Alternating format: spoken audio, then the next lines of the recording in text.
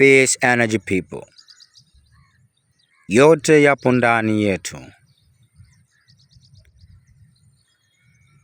Mfano wa mbegu iliyo moja, ukiipanda kwenye udongo ulio mwema na mzuri,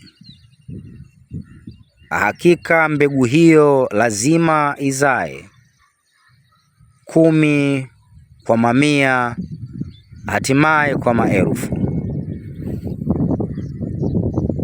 Ndani ya ile mbegu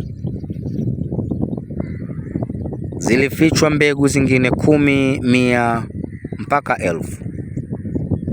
Ndani ya ile mbegu moja mimea ilifichwa. Mfano ni mbegu moja ya muhindi au mpapai au mchungwa. Ukipanda mbegu katika udongo sahihi na mwema,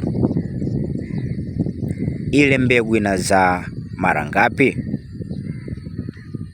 Tafakari kuhusu mbegu. Mbegu moja imeficha, imehifadhi, imebeba mbegu au mimea au mazao ama uzao ngapi ndani yake? Hivyo hivyo binadamu, mimi na wewe ni mfano wa mbegu iliyoficha, iliyobeba na kuhifadhi uzao wa mali ndani yetu, uzao wa ongezeko la vitu ndani yetu, uzao wa matunda ya maisha ndani yetu.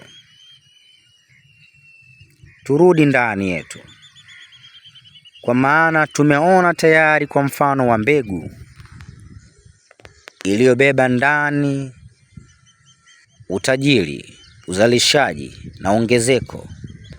Basi na sisi ndani tumebeba utajiri, ongezeko na uzao.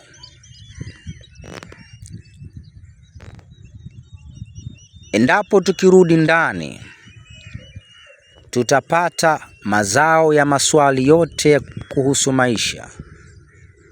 Tutapata utajiri wa majibu yote kwa nini tuko duniani. Tutapata suluhisho ya matatizo yote yanayotukumba katika ulimwengu wa nje. Mfano wa mbegu. Ukiwa na mashaka na maneno haya, kumbuka mbegu imebeba vingapi ndani yake?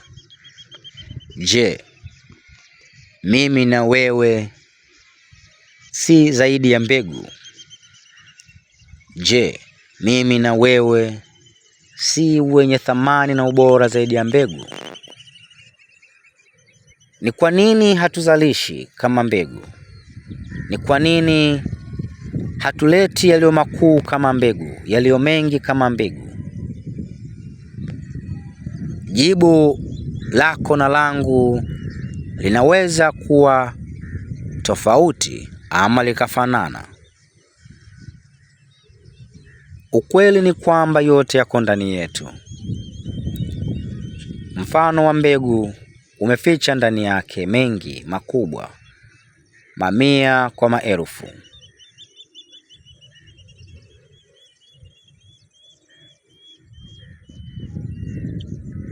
Kama mbegu moja ya mchele inazalisha mpunga wenye kubeba michele mingi, pumba nyingi, basi mimi na wewe ni mbegu kubwa zaidi ya mbegu ya mchele. Mimi na wewe ni mbegu kubwa zaidi ya mbegu ya maembe au machungwa. Turudi ndani. Ndani yetu ndipo kwenye ukuu wa Mungu uliojificha. Uwezo wa Mungu umejificha ndani yetu. Mfano wa uwezo wa Mungu ulivyojificha ndani ya mbegu. Ndani yetu mafanikio yamejificha, mfano wa mbegu ulivyoficha mafanikio. Ndani yetu uzao wa mali, vitu na watu umejificha, kama uzao wa vitu, matunda, mimea ulivyojificha ndani ya mbegu. Turudi ndani yetu. Nini kitatokea kama tukiacha ndani yetu, tukaisahau, tukaipuuza? Endapo utapuuza maneno haya, tutaishi nje yetu. Nje yetu ni ubatili, nje yetu ni mahangaiko, nje yetu ni shida zisizokuwa na kikomo, majonzi, dhuluma, urafi, vifo, maradhi, vita na kupotea. Kuishi nje yetu ndilo anguko kuu, kwa sababu hatuishi katika neema, baraka na uzao ulio ndani yetu, mfano wa mbegu. Nje kuna mahangaiko, nje kuna fujo, na hayo ndio matokeo tunayoyaona katika ulimwengu, kuanzia mtu mmoja mmoja, mimi na wewe, kijiji hadi mataifa. Tunaishi kwenye vita, chuki, urafi, tamaa, unyang'anyi, dhuluma, uongo, ubadhirifu na kadhalika. Hayo ni mazao ya kuacha kuishi ndani na kuishi nje. Huo ndio uhalisia wa kuishi nje. Hayo ndio matokeo ya sisi kuwa nje. Je, ni nini matokeo ya kuwa ndani? Ni nini matokeo ya kurudi ndani? Itafakari mbegu. Utafakari mfano wa mbegu.